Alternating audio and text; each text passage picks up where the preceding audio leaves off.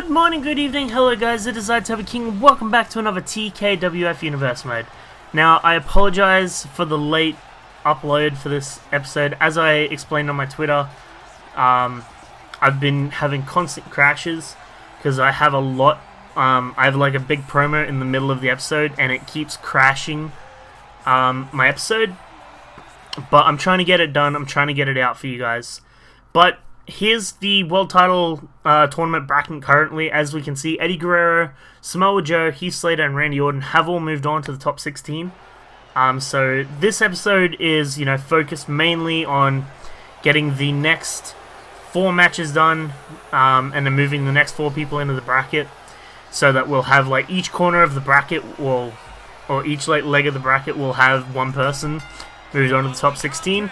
So that the next 2 weeks will be moving the last the last 16 people, having their matches, the last 8 matches, and then working out who our final top 16 are.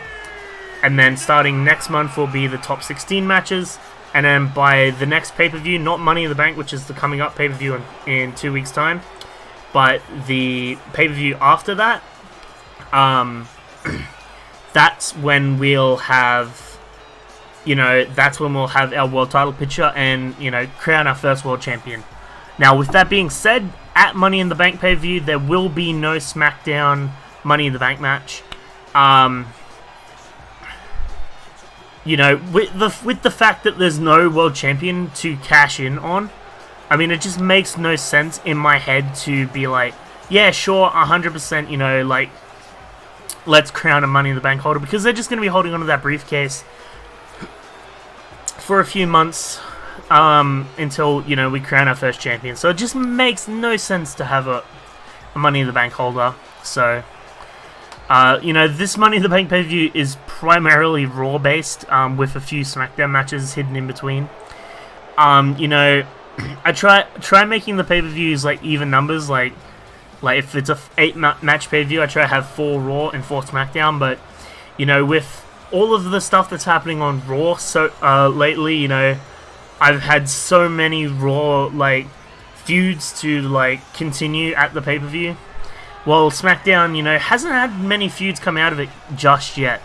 I mean, we've been focused on crowning our world champion, so everyone's been fighting for that, and nothing's really happened. That's not to say that in the couple of months leading up to Money in the Bank, nothing's gonna lead into that at all.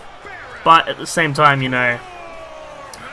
currently, all we've have confirmed for the Money in the Bank is the WWE Champion will defend his title against a winner of a 6-man Battle Royal the week of the pay-per-view. That's all we have confirmed. Also, obviously there'll be a Raw Money in the Bank match. Man, it just makes sense. It's Money in the Bank. We need at least one Money in the Bank match. But that's about all that we have announced so far.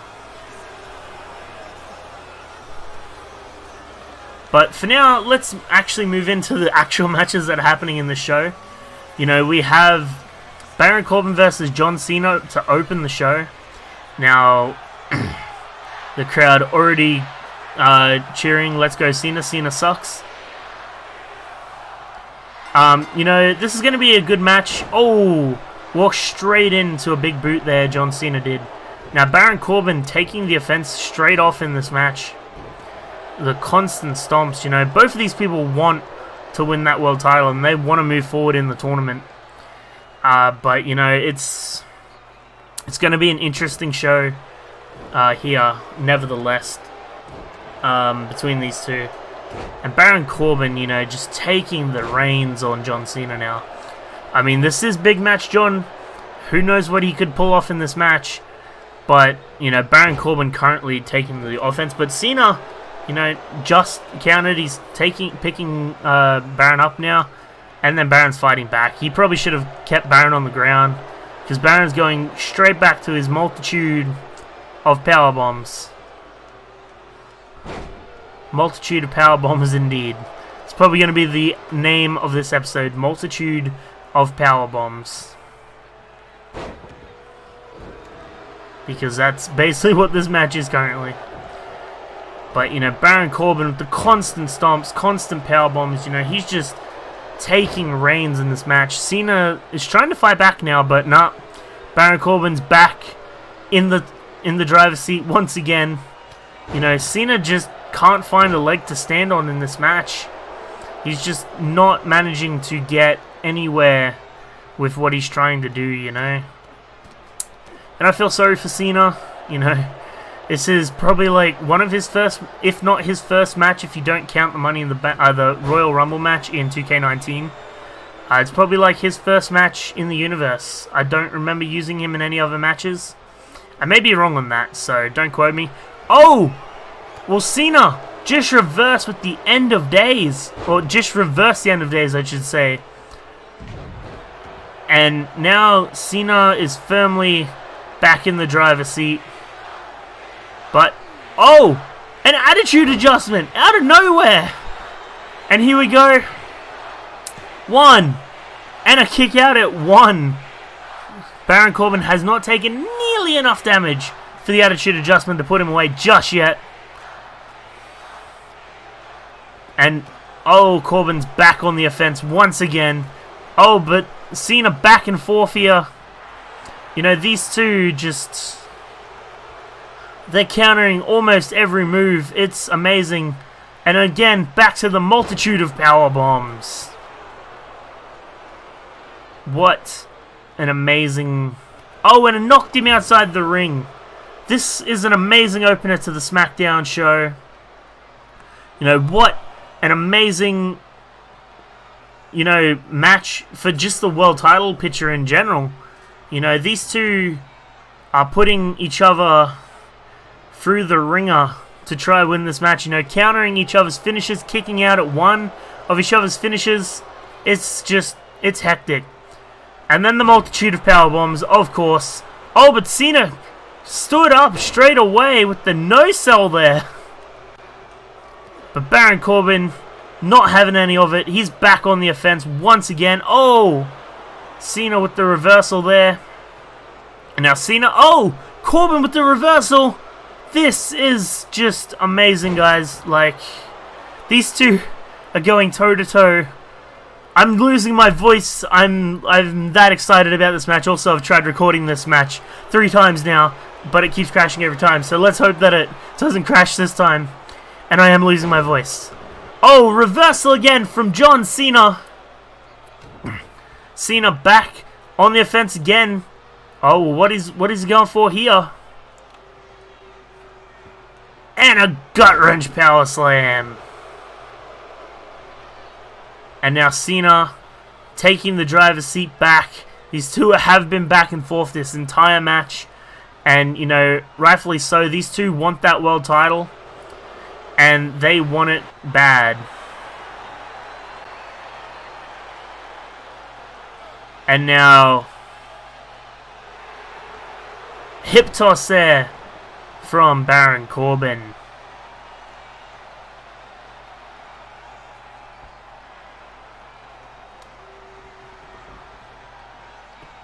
Now Baron Corbin watching Cena, letting him get his breath.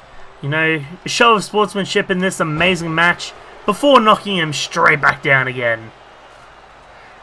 And here we go. Another backbreaker. And this could be it. He's charging it up. He's waiting for it. Cena, don't get up. Stay down, Cena. Stay down. And here we go. End of Days. Could this be the end of days for John Cena? 1, 2, 3. And Baron Corbin is moving on to the top 16 in the World Title Tournament. What a match, ladies and gentlemen. I cannot believe it. You know, I got to hand it to these two. They had an amazing match. You know, countering each other left, right, and center. And, oh, well, what's going on here? Oh, well, Cena's offering the handshake. And Corbin's accepting. A show of respect from these two fine gentlemen. You know, who basically, you know, they were just in a war. And, you know, they had enough respect to shake each other's hands at the end. Because they know that it could have gone either way. But for now, we have Apollo Crews wanting to talk about the Elimination Chamber United States title match. So let's hear what he has to say.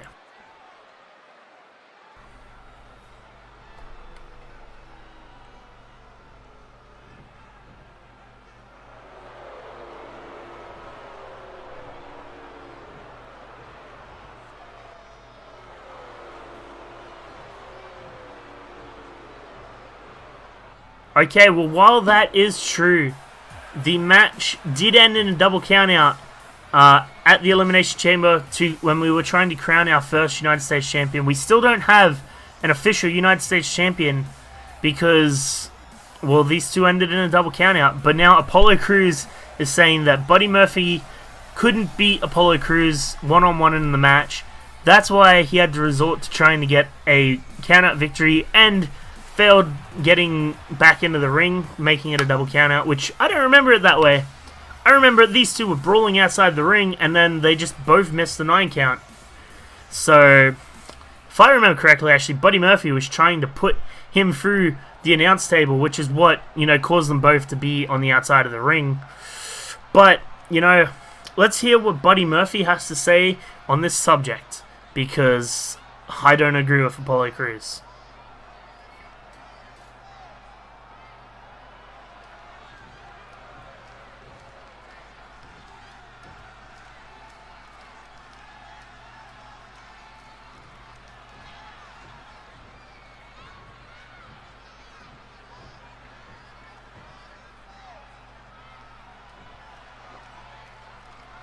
Well, Buddy Murphy not agreeing with Apollo Crews now, but Apollo Crews has got something more to say.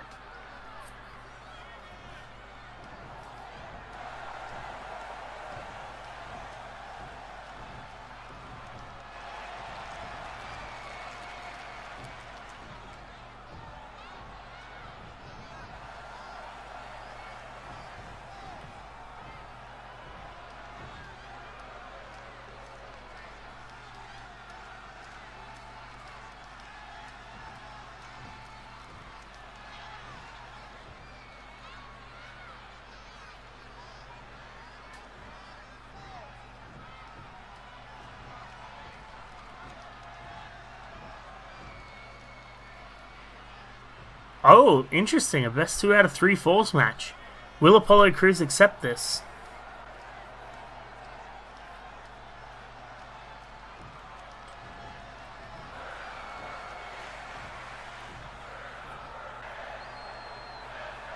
One more thing.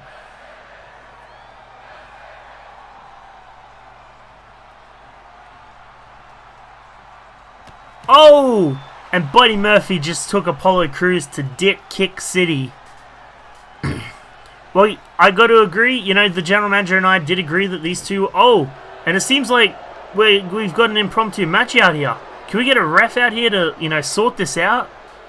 And Apollo Crews threw Buddy Murphy outside the ring and then just taunts. Buddy Murphy jumps over the rope straight into a punch. As I was saying, the general manager and I have agreed to give these two a rematch for the United States Championship, being that, they're basically the only ones currently in contention as everyone else is competing for the world title tournament. So, we wanted to give them a match, but if they want a 2 out of 3 falls match, I'm happy to oblige.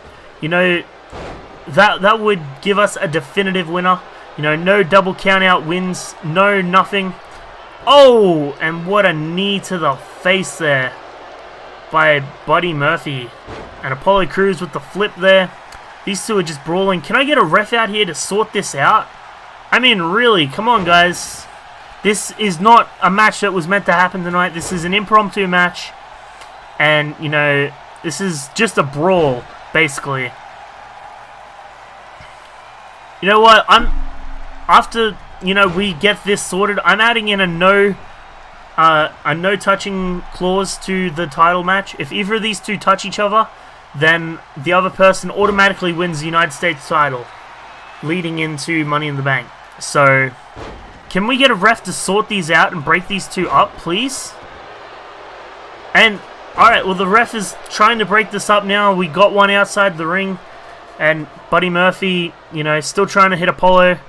And now the stare down between these two. So yeah, if they touch each other whoever starts it loses the title match. and the other person wins the United States title immediately without a title match at the Money in the Bank. Alright guys, well here we are with our next match in the World Title Tournament. So yeah, we've now, as I was just saying, we haven't had many matches confirmed for Money in the Bank, but now we do. We have the United States title best 2 out of 3 falls match confirmed. Again, if they touch each other beforehand, then the match is null and void. Whoever initiates it loses their chance, and the other person automatically wins the title. But, you know, I have a feeling that these two are going to leave all that animosity to the best 2 out of 3 falls match, because I feel like that's where it's best deserved now.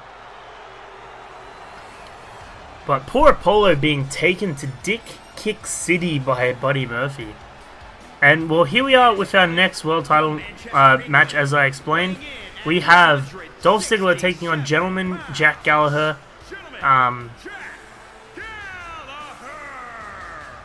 But yeah, this is going to be an interesting match. You know, we haven't seen much of, or any of, Gentleman Jack Gallagher in this universe. And Dolph Ziggler hasn't had the best run himself, you know, jobbing out to multiple people on 2K19. So, will we see a different side of either of these people? Will we see a different side of Ziggler where he'll actually get some wins? Or will Jack Gallagher start his intro into this universe on a banger?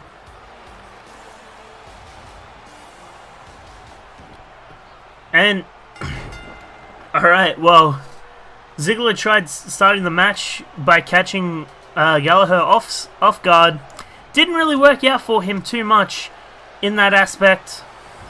But, you know, he's back on the offensive. He's taking the reins in this match. And Gallagher is just teasing Ziggler now. And, oh! Nice maneuver there from Jack Gallagher. Didn't really work as Ziggler, you know, reversed the kick and is back in the driver's seat once again.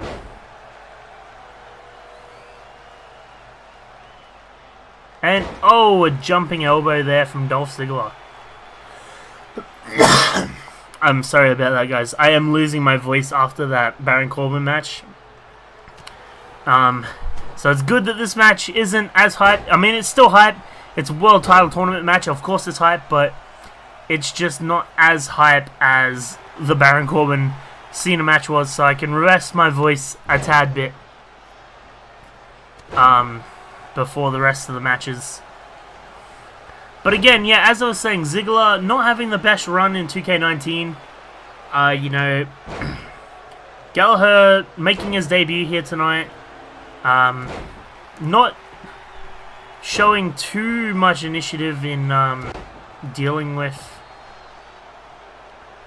how things are going, but you know.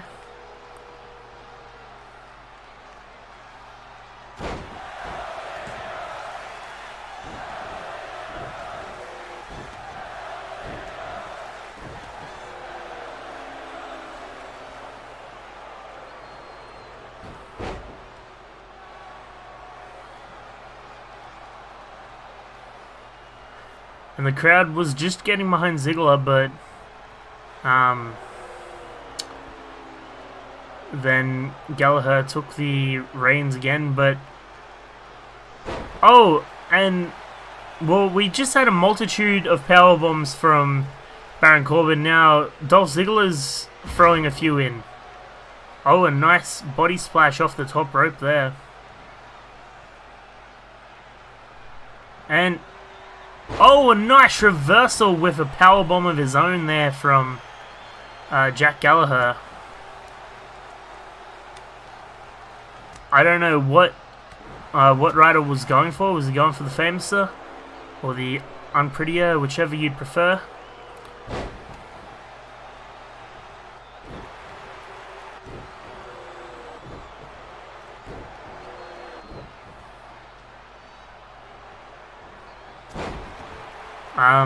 but Gallagher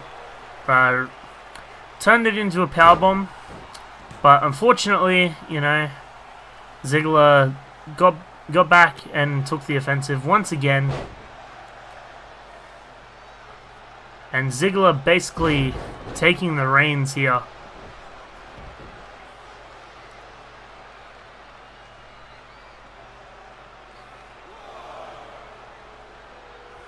Now, I don't know where Ziggler was going.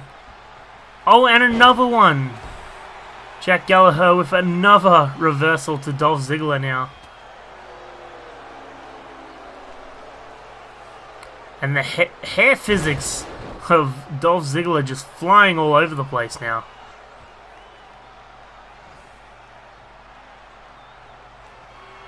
And the Famouser, or Unprettier, whichever you prefer. I prefer the Famouser, so I'm going to call it the Famouser in this universe, but if you prefer to call it the Unprettier, that's what you can call it. Oh, a nice zigzag there. Could this be the end for Jack Gallagher's run in the title tournament? 2 and 3. And Dolph Ziggler, with the crazy hair physics, is moving on to the next stage of the World Title Tournament. You know, as I just explained before, he didn't have the best of runs in the past, but, you know, he managed to pull a victory off here. Could this be the start of something new for Dolph Ziggler in this universe? It'll be an interesting run for sure, but, you know, it'll be definitely interesting. But let's move on to our next match of the night, ladies and gentlemen. So, I have a drink of Coke next to me to try soothe my throat. So I apologize if you can hear me drinking that in the background. But now this is going to be an interesting match. We have Kane versus Velveteen Dream for the for another qualifying match into the World Title Tournament. I'm calling this first round like qualifiers because, you know, you got 32 people. They're qualifying for the top 16, and that's when the real tournament begins.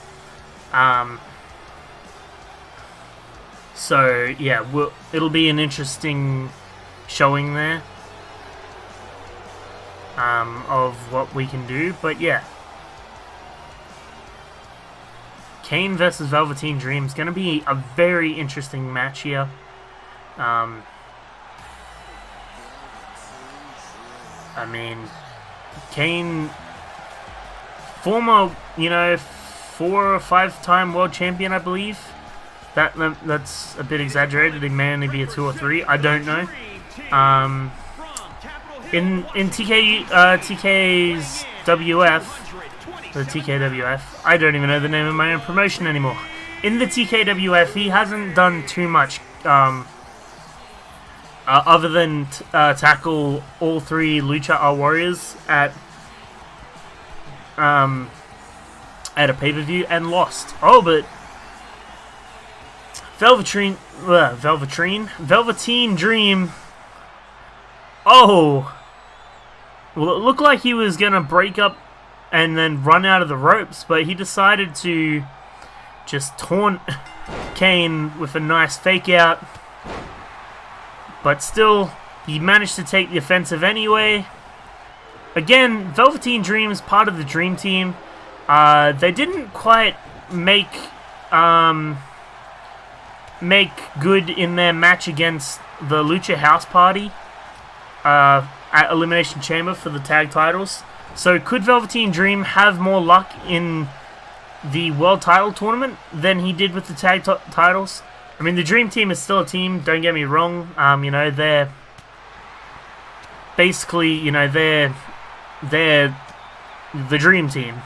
You know, they're starting here as a tag team, and I don't see them breaking up anytime soon. One loss to Lucha House Party due to, you know, a crappy roll-up shouldn't be enough to keep them down for long, but we'll see in the future. So far, we haven't had any, like, qualifiers for the Lucha House Party's tag titles, so maybe the Dream Team could get another title shot down the line. We'll have to see, but But yeah. For now, we'll just focus on Velveteen Dream's run in the title tournament. Could he potentially be our first world champion? It'd be an interesting run if Velveteen Dream, who in this universe is primarily a tag team wrestler, could be the first world champion. But here we go for cover 2 and a kick out at 2 with that fireman rollout move. I'm sure he has a name for it, but I don't know many of the wrestlers' names unless I like actively follow that wrestler and have been for like many years. Like even some of the current wrestlers, like some of my favorite wrestlers, I don't know the proper names of half their moves. Like I know that a lot of them have special names, but I just call them like what the move actually is. And a famouser of his own from Velveteen Dream now. Going to the top rope now. Oh, and here we go. A nice elbow from the top rope. Here we go with the cover. 2 and 3. Velveteen Dream just beat Kane and is moving on to the top 16 in the World Title Tournament. Well, Velveteen Dream not very successful in his tag team title match, as I just explained, but he is he is kind of successful in the world title picture now. You know, managing to overthrow Kane in his first match. You know, 4 matches away and he could be our first world champion. Again, we'll find out next month after we find out in the next 2 weeks who he'll be facing. It'll either be AJ Styles or someone else. I don't remember what the bracket is. I know AJ Styles is in that area somewhere. So it could be an interesting match if AJ Styles versus Velveteen Dream. But again, we'll have to wait for either next week or the week after to see whether AJ Styles can win his match and move on.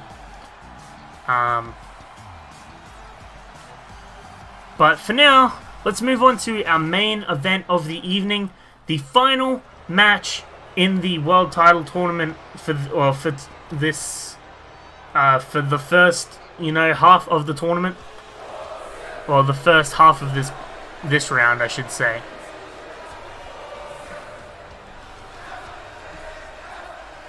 The crowd isn't very in tune with Bobby Roode's music here.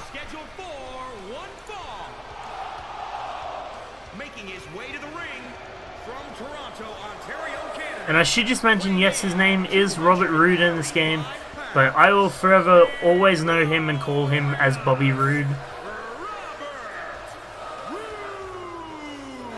because he is Bobby Roode, and that's what he will always be known as in my eyes. But here's the glorious one. Will we see him move on in this title tournament? It will be an interesting one, to say the least.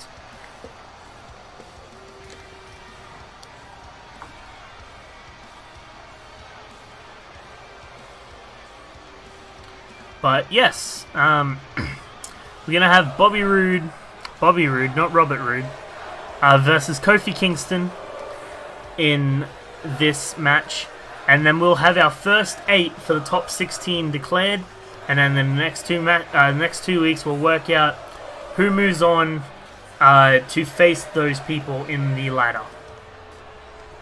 So,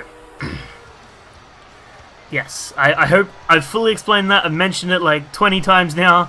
I really hope that it's like fully explained. If not, then I'm not doing a good enough job of explaining it. But let's move on to the match.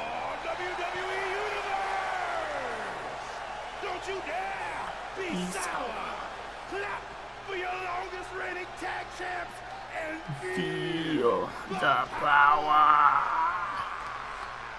Sorry, I'm not trying to be biased here. I just like the New Day's entrance. But Kofi Kingston, yes, he is part of the New Day, and if they need a three-person if they needed like a 3-person match, then he'll be involved. But for the most part, the tag team will be Xavier Woods and Big E, and Kofi will be will basically be the singles competitor in yeah, will basically be the singles competitor in his own right. But he will still be representing the New Day every chance that he gets, because he is still a New Day member. But, you know, you'll barely see Big E and Xavier Woods with him unless he feels like he needs the help. He's spoken to them and he's like, you know, I'm still with you guys and I will help you whenever you need it, but I want to do this on my own, especially with the World Title Tournament.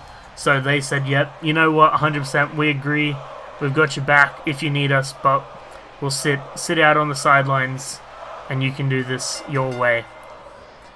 So that's why you'll never see Xavier Woods and Big E in the corner of Kofi Kingston unless he requires it, because Kofi Kingston's trying to break it out on his own, but also not wanting to leave the New Day because, you know, they've helped him so far and he wants to still help them, and they all want to be successful together. Oh, and a roll-up from Bobby Roode already, and a kick-out straight away. I thought we were going to see a repeat of Dream Team versus Lucha House Party with the roll-up like 2 minutes into the match. That ended the match straight away. What a way to end SmackDown that would have been. But Bobby Roode on the offense for most of this match so far. Kingston just not being able to get his grounding. Every time he gets a chance, he seems to stumble, and Bobby Roode's there to catch him. So, but as I say that, here he is back on the offense, going to the top rope. This could be dangerous for him. Oh, a nice leg drop off the top rope. And Kingston back on the offense now. Kingston's finally found his grounding in this match. Finally able to get all the offense that he needs in. You know, he's taking this match home.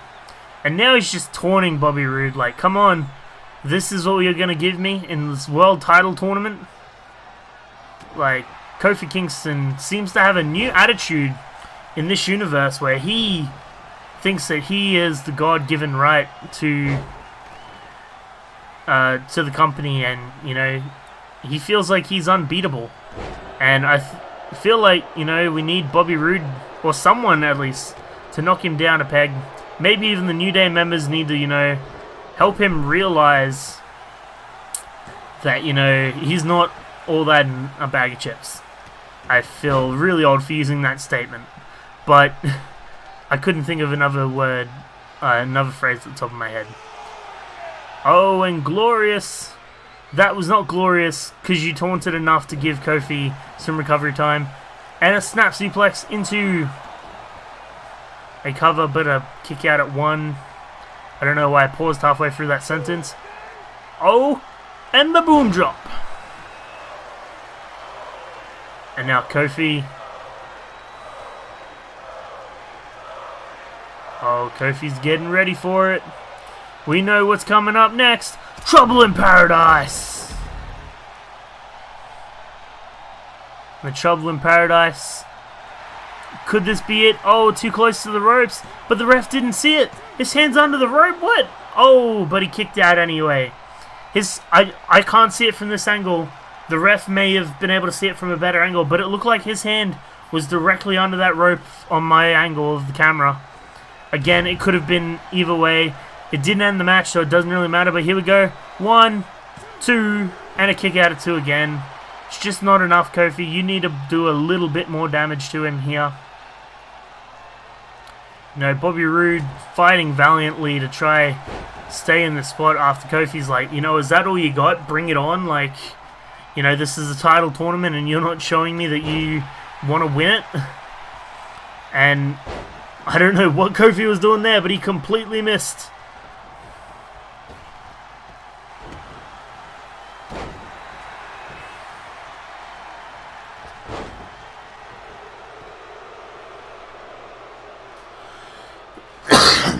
Sorry about that, guys. Nice arm drag there from Roode. Kofi Kingston fighting out of the collar and elbow tie-up. And, oh, a nice suplex. Doesn't go for the cover, though. Probably felt that Kofi was too close to the ropes, and here we go. Oh, and a kick out at 1. Now, Rude just can't believe that Kofi's still kicking. You know, he hasn't done nearly enough damage, and I think Rude's realized that. Oh, well, it looked like Rude was going for the glorious DDT, but Kofi countered. Now Kofi with the second trouble in paradise in this match. And he's going to the top rope now. Knows that Rude's too close to the ropes to go for a cover. So he tries kicking him out of the way. Elbow drop off the top, and here we go. 1, 2, and 3. And Kofi Kingston moves on. Here's our 8th member to move into the top 16. Thank you so much for watching, guys. Be sure to hit a like if you liked the video.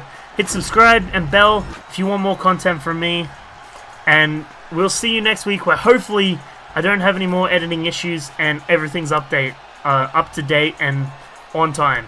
So, thanks for watching, guys. Good afternoon, good night, and goodbye.